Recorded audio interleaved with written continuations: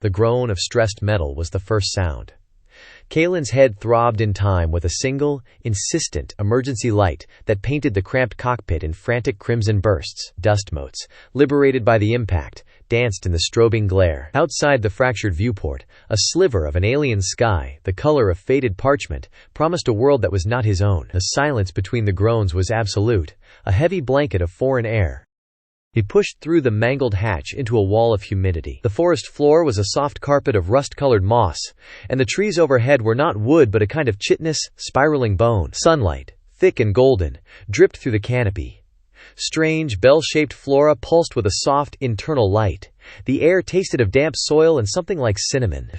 Every crunch of his boots on the alien ground felt like a betrayal of the suffocating quiet. The golden light began to fail, replaced by a bruised purple hue. The air grew heavy, charged with a scent like ozone and wet stone. Kalen found shelter beneath an overhang of black, glassy rock, its surface slick with moisture. A low rumble, too deep to be thundered, vibrated through the soles of his boots. He watched as thick, syrupy drops of rain began to fall, each one hitting the ground with a distinct, audible patter, unlike any rain he had ever known. Through the curtain of rain he saw it. A flicker of movement at the edge of the clearing. It was tall, impossibly slender, and it moved with a disjointed grace that defied the familiar mechanics of bone and muscle. Its limbs seemed too long, bending at points where no joint should be. It paused, its form a mere silhouette against the gloom, and tilted its head. Kalen held his breath, his heart a frantic drum against his ribs. The shape was vaguely man, but wholly other. He was being hunted. Not with aggression, but with a quiet, unnerving curiosity. He would catch glimpses of them in his periphery. A long, three-jointed arm vanishing behind a chitinous trunk. The pale shape of a face turned towards him before melting back into the shadows. He retreated deeper into the woods. The feeling of being watched a physical pressure on his skin. In the deep shade of a thicket, he saw 2 points of light blink open, and then another pair. A twig snapped behind him. Too close. Kalen scrambled away, his feet sinking into the soft moss, his lungs burning. He didn't dare look back. He slid down a short, muddy embankment, his hands scraping against a sharp-edged root. The pain was a distant fire.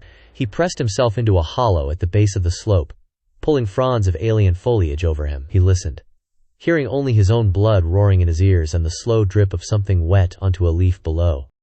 He finally broke through to a high ridge. Above, the twin moons of this world had risen, and the sky was a spray of unfamiliar stars. But there, low on the horizon, was a constellation he knew. The Navigator's Arrow. It was a beacon of home in an impossible place. On his wrist, the rescue transponder, which he thought broken, pulsed with a soft, steady light. A silent promise, hope, fragile and tentative, bloomed in his chest for the first time since the crash. He stayed on the ridge, watching the tall, silent figures move through the valley below. They were not hunting him now. They were merely existing. He saw them gather glowing fungi, their long fingers moving with delicate purpose.